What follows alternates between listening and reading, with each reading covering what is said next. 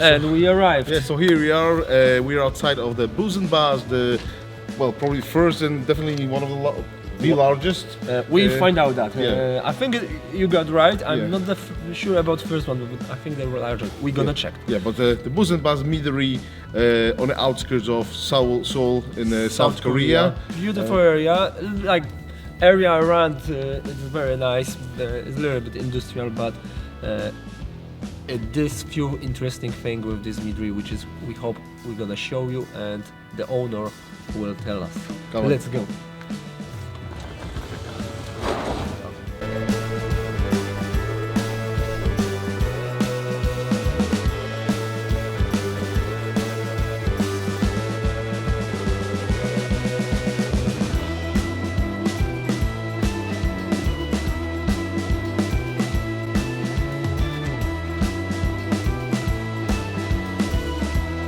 So yeah, eventually we in a boiling room, yeah?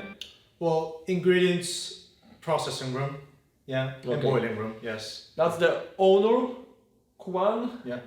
I don't want to make your surname wrong, so if you could introduce yourself. Okay, so my name is Kwon Suk Yu. That's YOO. Yes. And that's your main meat maker? Well, I'm the main meat maker. Okay. Yeah, and he just joined recently. His name is Logan? Right, Rogan. Logan. Yeah. Yeah. So we have two meat makers here.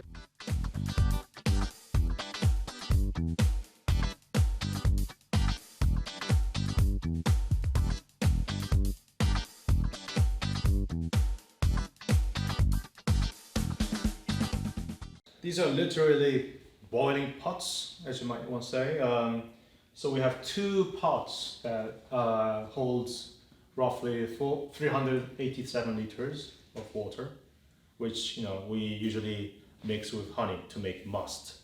So honey goes in, water goes in, and then we boil that. We don't actually boil it. We heat it up above like 40 degrees to warm it up, and then once it's mixed, we transfer that to one of the fermenter tanks right behind your camera over there, which we'll eventually go and see. And at the same time, if we're trying to make bochet or maybe braggots, this is the main thing that we use to boil, whether it's going to be malts, hops, or honey. Yeah, to caramelize honey, you need to boil it. So that's why we have a huge burner at the bottom. Right here. Mm-hmm. So obviously you mentioned about honey at the beginning, and I know because we spoke about it behind the camera. But can you maybe explain our viewers how do you need to source it locally? Because we know it's quite unique setup at your establishment. Mm-hmm. Right. So the only way we can source our honey officially is to gather honey from local regions. So we're in Yongin province.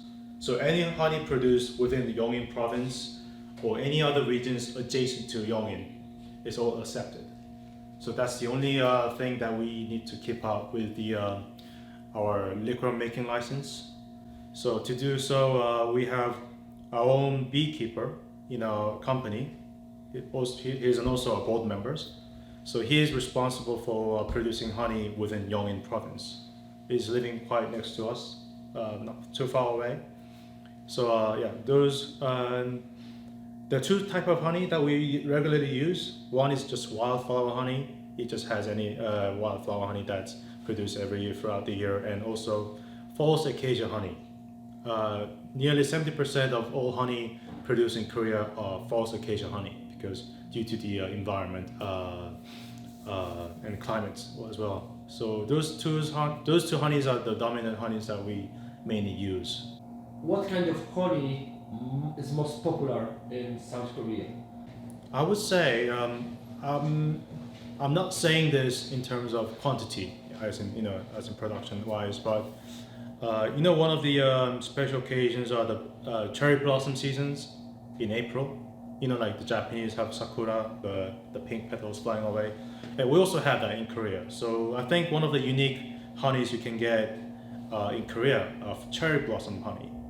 So which would be available between 1st of April to throughout the 3rd week of April, I think.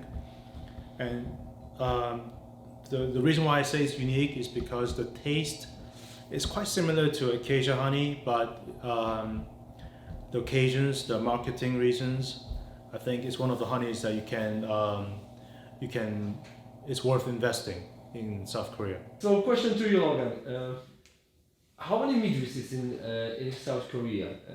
And are you largest producer or largest seller? Now, Korean meadry, maybe 9 in Korea, and maybe biggest one is about us.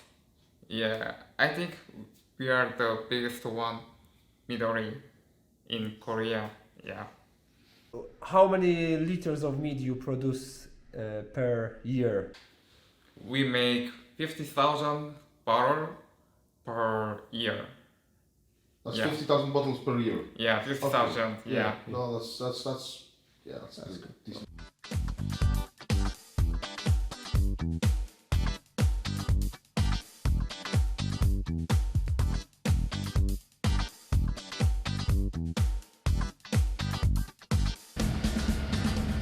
So this is the second stage. This is the fermentation, Right? Yes. Obviously, I can recognize some, nicely shaped conical fermenters. Okay, a few words about these ones. Obviously, is that the nominal capacity? 651. That would be the maximum capacity. Maximum that capacity. they can hold. Yes. Okay.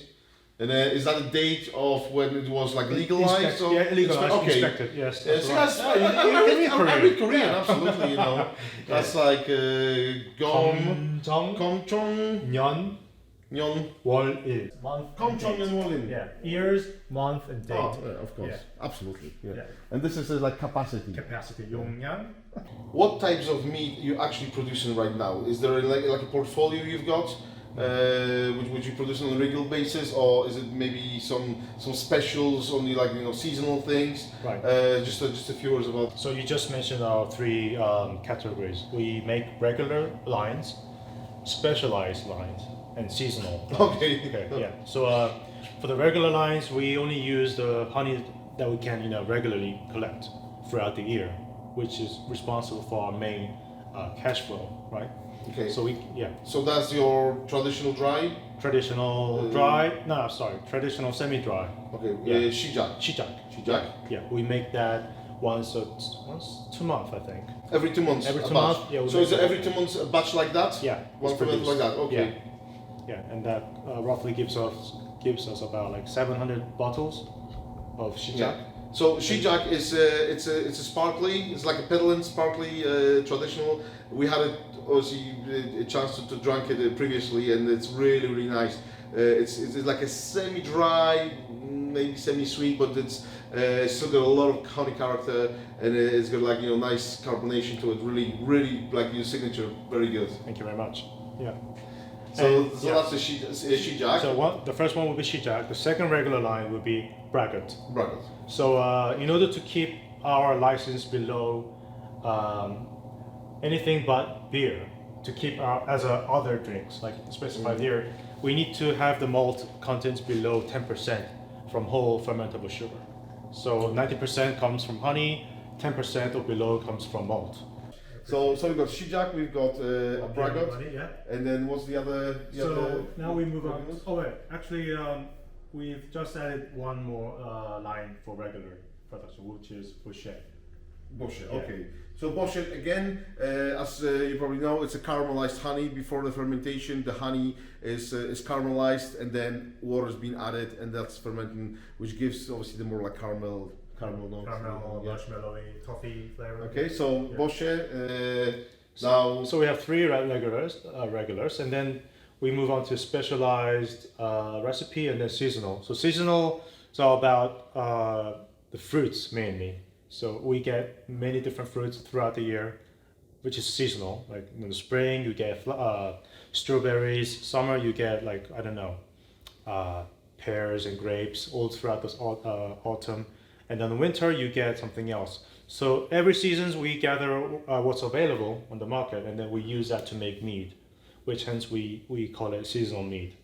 And for special mead, it's also about being traditional, but there are very few honeys that we can collect within the year. So there's like very special honey like false acacia, cherry blossom honey, which you can only get once a year, like in April. Mm-hmm. Yeah, so those are the ones we use to make traditional and make it really special because it's just special. Can you tell us a little bit more about a traditional mead in Korea? Is something like that exist? Because we know obviously there are different alcohols available traditionally in Korea, like soju, which probably viewers might be familiar with. But what about mead? Is there a tradition of making mead? And if there is, can you explain it a little bit? There are many drinks that are available traditionally in Korea, such as soju, makgeolli, and even beer, maybe or wine. But as for mead, like Logan just mentioned a bit earlier, there are 9 meaders in total, and I believe 7 or 8 meaderies. All of them make traditional mead, which is just simply using water, yeast, and honey. It's because it requires the lowest budget in terms of facility or maybe knowledge. So I think that's why traditional mead, also known as show mead or plain mead, is more popular among the other categories.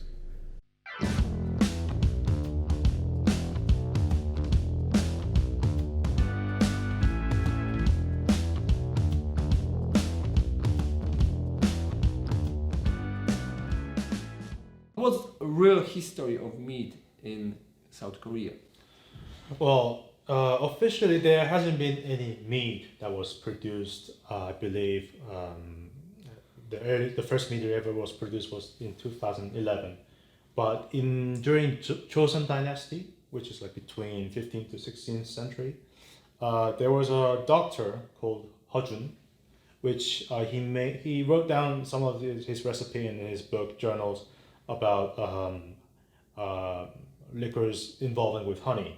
But I believe it's not about fermented honey. It was just honey introduced into one of the Korean traditional drinks, such as takju or soju or whatever it could be.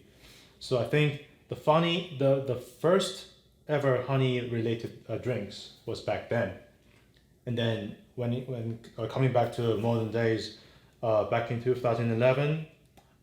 There's a IB 영농조합, IB Agricultural Association, that are just a group of people doing everything about apiaries. So and one of the productions are mead, so which hence they call it honey wine, for people to understand easier. And then it was in 2014 or 15, I made the first meadery with my colleagues, and then so on. Meaderies kept growing as years went by, and then last year, just 4 meaderies just came out of nowhere. So if you look at the graph is growing steadily, and then suddenly last year, it's going up like that. So what's happened, you reckon, why does happen that so many meaderies just came out in South Korea? Is the market, or is worldwide popularity of the mead growing? What's your opinion about that? I think there are 2 things that was happening. One, craft beer movement was already existent during the last 10 years, and the market has grown so fast, and now it's all overcrowded.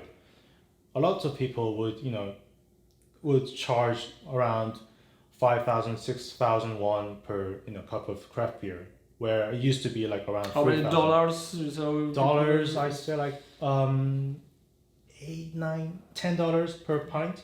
Yeah, okay. less than a pint. But before that, we just used to drink like very commercialized beer, like no, like it's like similar to Budweiser, but in Korean version, we say we have Okay, like Haas, high beers and all that. And then so it's about people's recognitions and their thoughts and their mind, how they see craft beers are, more tastier, but it can be more expensive. But they are more willing to spend, their money onto it. So with that in mind, what also happened was the Korean traditional drink market was changing. So traditionally, we would think of makgeolli, soju, all that kind of stuff. The rice alcohol. rice You don't fermented. familiar with that drink. Yes. But then again, the craft industries was also happening at the same time within that traditional market. Okay. So no longer people are drinking makgeolli produced from mass produced from factories, but like small like microbreweries, they tend to spend more and they valued the taste and their philosophies. So now people know more about traditional drinks, and with that period, I think that was when the mead were more introduced to people, more like celebrated throughout media, maybe like movies and TV shows. I think that's the two main events that occurred to. Right. Another thing which is very for me, I don't know, you maybe don't want to mention about that, but I will ask you that question. Go ahead. Yeah. This mead, this meadry, it's also part by Samsung because you create something for mead, which is I would like you to explain soon, and then come idea of meadry. Am I correct? Yes, you are mostly correct. So our main company, our mother company, is just Booze and Buzz Corporation. So what we do there is we make and we produce homebrewing devices, electronic automated homebrewing devices. So that's one of the things that we did while we were back in Samsung. So that's the item that we were able to persuade and get invested. We got invested by Samsung Electronics. Few equities were given to Samsung in return for being funded. But once we were outside, once we were no longer working for Samsung, our strategy was that rather than just jumping into device manufacturing business, I think, which by the way, our deputy CEO thought it was very risky because it requires tremendous amount of money to either mass produce and for marketing purposes. It would be best idea to start off with something that we can actually do within that funded money from Samsung, which isn't a huge amount of money, by the way. So one of the practical things that we could do is to make a meadery. It could be either brewery or winery, but since I have a long history with mead compared to other people, and it's a unique drink. So we thought that it would be a good idea to start meadery again. For me, it's my second time. And by doing so, we can let people know that we are very proud and very confident about making very high quality drinks, such as mead. And when the brand recognition is higher than when we started off, that's a perfect time for us to launch our machine.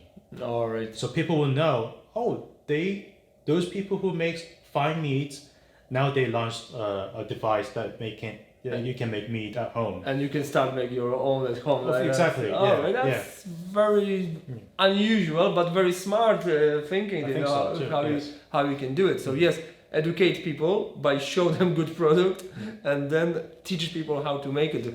I hope so. We're going to show that machine later on because it's not on the market yet, which is I understood. But it's very interesting. We saw already, but I would like to show to others so we can chat about it.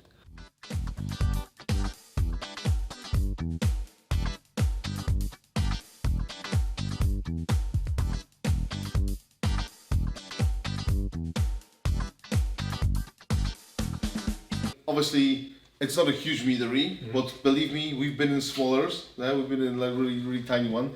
So, what's behind that door?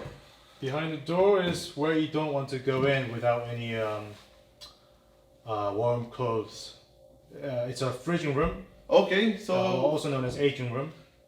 So that's the That's a place where I drag one of these tanks for cold crashing to get all the sediments and the yeast to the bottom, and then you drag them out to make more clear meads, or for just aging purposes. So I think we still should risk just to have a quick peek. Yes, let's go for it. Here we go. Come on in. There you are, aging room. It is cold as should be. You're in a short slave. Yeah. I'm gonna take my jacket. Oh, very. So I'm gonna feel cold as you. Okay, thank you very So much. if I start feel freezing, we're gonna leave that room, yeah? Okay, what's the temperature here? We're at now 2.7. Well, around 2 to 3 Celsius. So that's quite cold. That's like equivalent of a refrigerator in your kitchen. So you said you fermented on that room and you move all fermenter with liquid. That's why they're on the wheels. Yeah. You don't pump them. So there are two ways of doing it. So we either drag the tank all the way to this room, or we have a small port in the middle of the wall. So we plug in the hose and then we transfer. So which way is better for you? I think the latter one. Using the motor to transfer is way easier. It requires less people, manpower. Okay, yeah. So you got 3 containers of 650 liter each, and a few small ones. Yeah, small ones. 363. Yeah, smaller ones are just for melomels. Okay. By the law, so we can only keep anything that has 20% ovo. By the law, you said? Yeah, by the law. Okay, right. So we cannot make traditional meats here. Okay. Or keep traditional meats. Okay. Yeah. So for melomels, it's made by fruit wine license, where as long as you have your sugar from your fruits above 20% out of whole fermentable sugar, you're allowed to make fruit wine. All right. Okay. So which is more like gives us benefits. But there's some limit to you can only do 1,000 liter per year, or you can there's no limitation. I mean there is a limitations, but it's a way of our capacity. So what's the point to smaller container? Oh, you see, because the fruit has a lot of stems, skins, and all this stuff floating around, and if we start making those in one of these conicals, it's gonna be way hell to take them out. Okay. So this is an experience that I got from homebrew. So if you have bucket type of fermenters or aging tanks, you can easily remove the lid and then you can just scrap off whatever is floating up. Right. And then we keep doing that until it's clear. We move to a different vessel, and then when it's finally complete, we move that back to our bottling room. And then we're bottling it. Yeah, where we keep into a conical where it's pressurized. So and if we decide to make more carbonations, that's when we put carbonation tanks. All your meat are forced carbonate, is that correct? We do 2 methods, shaman. Okay. So we keep the carbonations that the yeast produced throughout the fermenting process. But you filter later on. We filter later, so that's when we lose majority or maybe half of the carbonation. So that's why we have to force carbonate at the end of the process before bottling. Yeah. When I walk behind you, when you get to the room, I saw on the back of your shirt the dream of better tomorrow for Earth, human, and bees. Is that your sentence of meadry, or is some kind of Korean program? No, it's our philosophy. It's our culture, and also one of the missions. Just because like I said, mead is not just about making something to get drunk with. It's about caring environment, bees, and earth, and also at the same time, you take care of bees, you're taking care of humans as well. Because bees are responsible for agriculture and all that. So and that's why one of the reasons we're working with beekeepers who specialize in beekeeping organic sourced honey. So that means he's not using any chemical substance to keep his bees' immunity system, to do so. Yeah. And you only pretty much, mention again, 80% of your honey come from that beekeeper. Yeah. And the rest you can still have to be local, but you could use other sources. Yeah. Okay. Yeah, I like this. I'm getting cold. What about you? Shall we go? But I would like to try honey, which is you just mentioned, not just meat. I would love, honey. If you could show us honey, I would be appreciated. All right, Yeah? let's go outside. Yeah. Okay.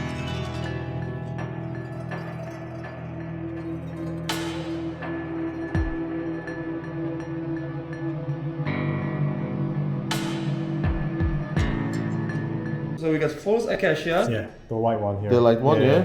And that I believe that's a wildflower honey with 10% of honeydew. Okay. Yeah, Okay. yeah. So it's a little bit. I'll It try. reminds me of like chestnut honey at some point. Yeah. So should we try with that? So it's not real acacia, but because It's people quite- are confused with that. So It's quite runny. very light in color. Yeah, but it's still very neutral honey. And very sweet, like real acacia. It is quite sweet. It's very sweet. Samson. So normally acacia is one of those honey which stays runny very long. yeah. How long you've been having this one? Is it crystallizing or is it staying in that liquid form for a while? It was crystallized before. But then, Okay, but you have to like heat it up. Yeah.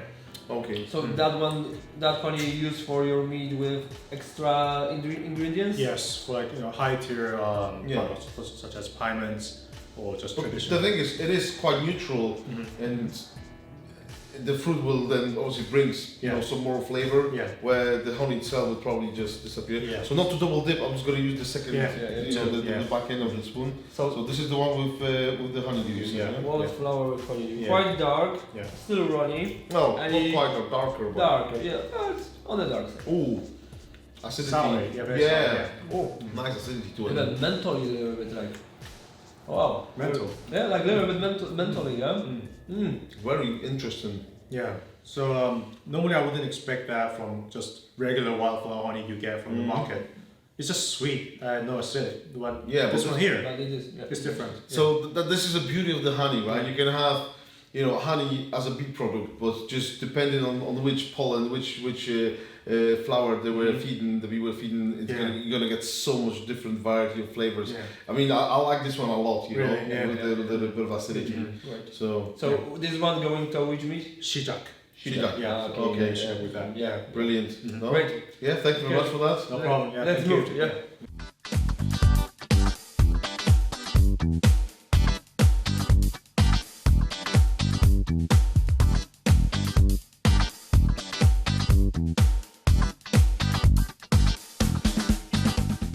Tell us about a little bit about future of your meadery. How you see that?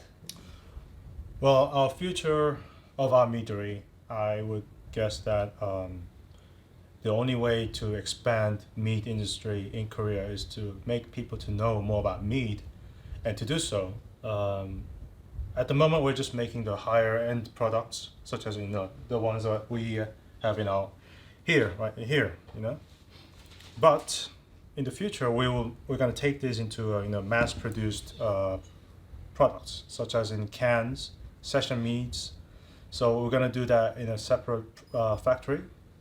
Yeah. Yeah. So and when the time comes, all convenience stores in Korea will have our meats, which then many Koreans will be more familiar with meat at the same time. So that's our plan at the moment. Okay. So we usually, when we visit meaderies, we've got something we used to call a weird question for the meat maker. Right. So we usually got like one each. So I'm not going to use yours, I'm going to use mine. Okay. So let's say if you think about beer in the terms of music as a popular music or K-pop. Yeah. If beer's a K-pop, right, and wine is your classical music, what sort of music is your mead? My mead. I think mead would be considered as a very underground jazz. Yeah, is that how you say it? Yeah. Because not many people would know about it, but very few people would appreciate it. And then, as maniacs are formed in the future, that will also grow to more diverse. And the mead itself is about accepting diversity. So I think that's what is closest to jazz, from my opinion. Yeah. Okay, so if you could tell last words to our audience or our YouTube Yeah. subscribers, what you will say. So there's only one thing that I really want to say. Mead is a really difficult drink, to produce, to commercialize. But I think the time will come for mead industries, and it's not about just getting drunk by drinking mead, but it's also about loving someone else's culture and also thinking about environment of the earth. The bees and the flowers and all that, the climate change. So yeah, if you're ever interested about caring about loved ones for your sons or daughters, yeah, please have a go at drinking mead, and then try to bring that into your own, like, I don't know, your drinking habits, and or maybe a family tradition as for the start.